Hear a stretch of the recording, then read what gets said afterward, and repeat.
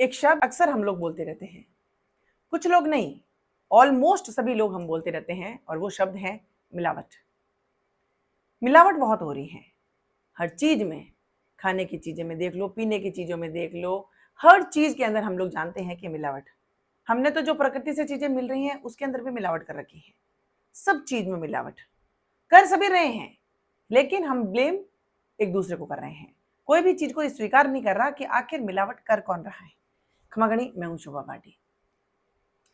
हर व्यक्ति का कहीं ना कहीं ये रोल है किसी मिलावट के अंदर, लेकिन स्वीकार कोई नहीं करना चाहता, कुछ स्वीकार कोई नहीं करना चाहता। इसीलिए शायद आज परिस्थितियां ऐसी हैं कि इसका कोई सॉल्यूशन नहीं है। दिन ब दिन परिस्थितियां बिगड़ती जा रही हैं। जो विषय आप लोगों के सामने मैं लेके आई हूं, इसके ऊपर बात नहीं कोई करना चाहता, कोई भी बात नहीं करना चाहता।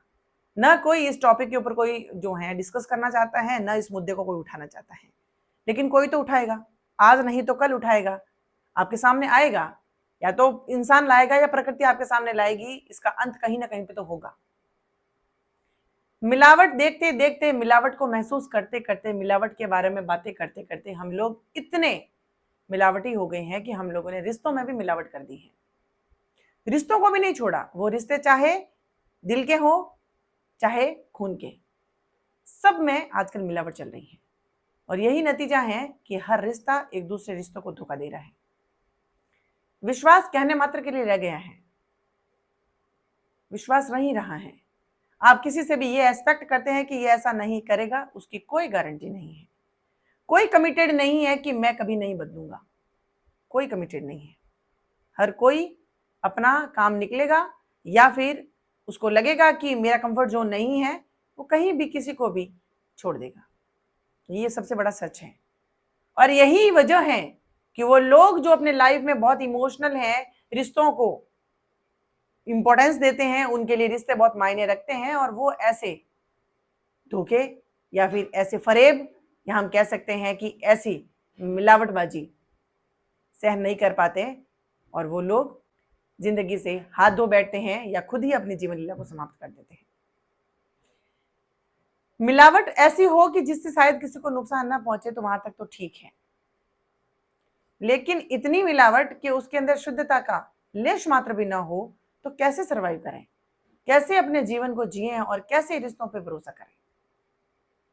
कौन आज जो ऐसा रिश्ता बचा है जो धोखा नहीं दे रहा। और आखिर हम लोगों को इतनी मिलावट करने की जरूरत कहां पड़ रही है, ये बात नहीं समझ में आ रही।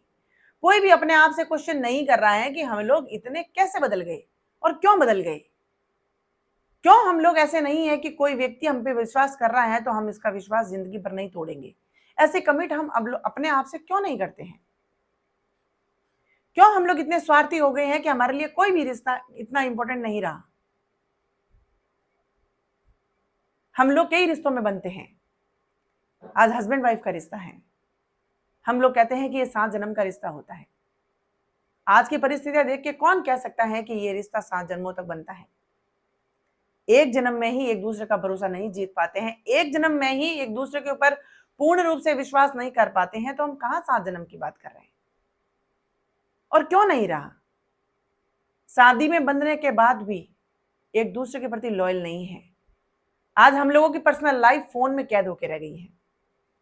हम लोगों की सच्चाई फोन के अंदर कैद है। शायद इसीलिए हम लोगों को फोन के ऊपर लॉक लगाने की जरूरत पड़ रही है, क्योंकि हमें पता है कि कहीं पर भी कोई भी हमारी कोई भी प्राइवेसी देख लेगा या समझ लेगा।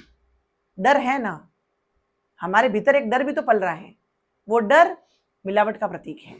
वो डर वो इसी चीज का प्रतीक है कि आप किसी के प्रति वफादार नहीं है। और क्यों नहीं है, ये क्वेश्चन हम अपने आप से क्यों नहीं कर रहे कि हम क्यों इतने मिलावटी हैं। हम लोग क्यों इतने जो है डबल गेम खेलने वाले हैं। हम लोग क्यों इतना डबल लाइफ को, दोहरी जिंदगी को जी रहे हैं कि हम लोग हर पल हमें डर जो है खाई जा रहा है। एक पत्नी घर से बाहर निकल रही है तो वो अपने पति को लेके वफादार नहीं है, वो अपने हस्बैंड को लेके वफादार नहीं है। वो प्रिटेंड कर रही हैं कि मैं बिल्कुल लॉयल हूं, ये हूं वो हूं, लेकिन कुछ महिलाओं को छोड़ के बहुत सारी महिलाएं प्रिटेंड कर रही हैं और वो अपनी लाइफ से संतुष्ट नहीं है। क्यों संतुष्ट नहीं है? क्योंकि आप आत्मसंतुष्टि चाहते ही नहीं है। आप वो संतुष्टि चाह रहे हैं जो जिसकी कहीं पर भी सीमा नहीं खत्म होगी। एक पुरुष घर से बाहर निकल रहा है, अपने घर में 1000 वादे करके जा रहा है, बाहर जाके वो सरेआम सबको, अपने परिवार वालों को, अपनी पत्नी को, अपने बच्चों को धोखा दे रहा है। वो संतुष्ट नहीं है अपने रिलेशन से, वो कमिटेड भी नहीं है, वो कह कुछ और रहा है, कर कुछ और रहा है। भाई भाई के प्रति वफादार नहीं है, भाई बहन के बीच में विश्वास नहीं है। तो कौन सा रिश्ता ऐसा बचा है जिसमें आज हम कह सकें कि ये रिश्ता जो है बहुत पवित्र है, पाक है, इसके ऊपर हम आंख बंद करके, आंख मूंद करके भरोसा कर सकते हैं। और अगर विश्वास नहीं है, इतना फरेब हो चुका है, इतनी मिलावट हो चुकी है, तो हम कंप्लेन किससे कर रहे हैं? मैं किसी और को ब्लेम कर रही हूं तो वो मुझे ब्लेम कर रहा है। मीन्स हम अगले वाले को देख रहे हैं, हम खुद पे काम नहीं कर रहे हैं कि हम कितने बदल गए हैं, हमारी जिंदगी में कितनी मिलावटें हो गई हैं। और आखिर इतनी मिलावटों की जरूरत कहां पड़ी, क्यों पड़ी, क्यों हम लोग इतने लॉयल नहीं हैं? ये सोचने का विषय है। अगर ये चीजें नहीं सोची गई, नहीं समझी गई, इस पे काम नहीं किया गया, तो एक दिन ऐसा आएगा जहां पे हमारे बच्चे ये पूछेंगे व्हाट इज द मीन, या फिर what is the definition of relation. रिश्तों की क्या परिभाषा होती है, क्या बताएंगे हम? क्या परिभाषा होती है रिश्तों की? किसे कहते हैं रिश्ते और किसे कहते हैं रिश्तेदार? We have no answer right now, we have no answer. In future what will happen, you have to think about it.